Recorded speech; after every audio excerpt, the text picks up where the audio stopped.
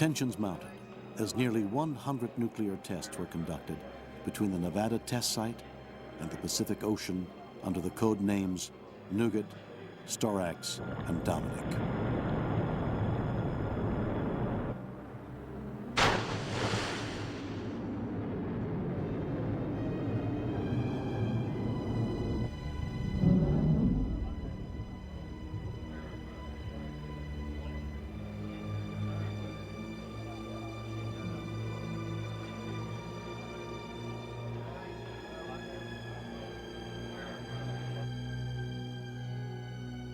Of primary importance were the uncertainties of offensive and defensive weapon systems in place but unproven since the beginning of the voluntary moratorium.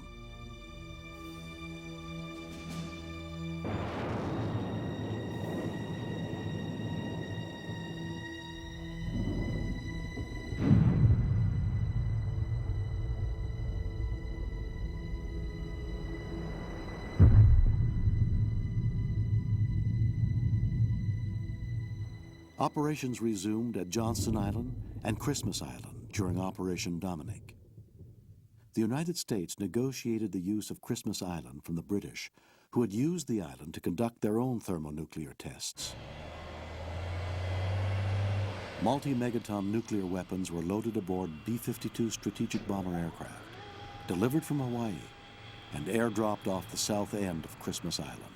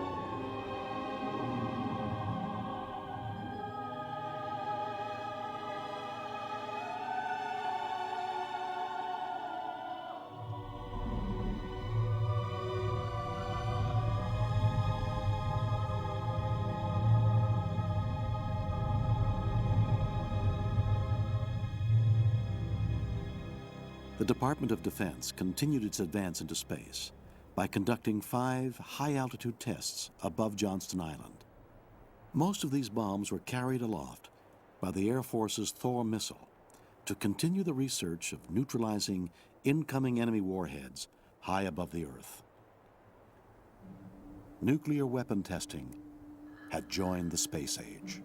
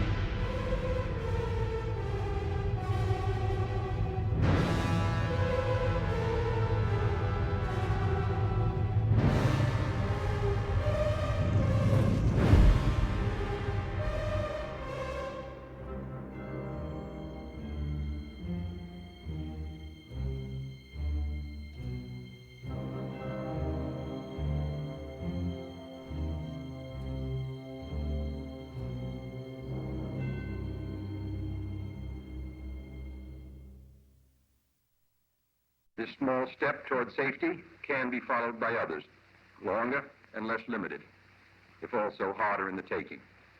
With our courage and understanding enlarged by this achievement, let us press onward in quest of man's essential desire for peace. As President of the United States, and with the advice and consent of the Senate, I now sign the instruments of ratification of this treaty. Tightrope was the last atmospheric test ever conducted by the United States, and it was fired from Johnston Island in a Nike Hercules air defense missile and detonated again well above Johnston Island.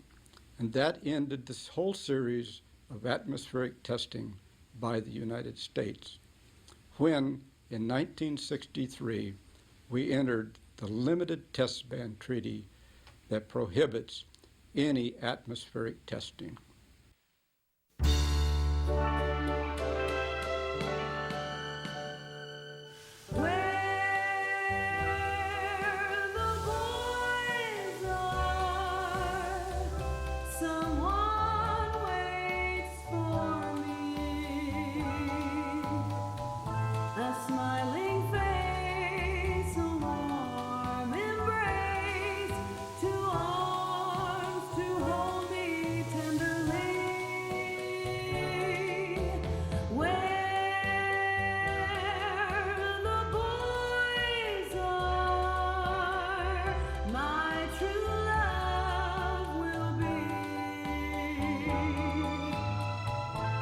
Walking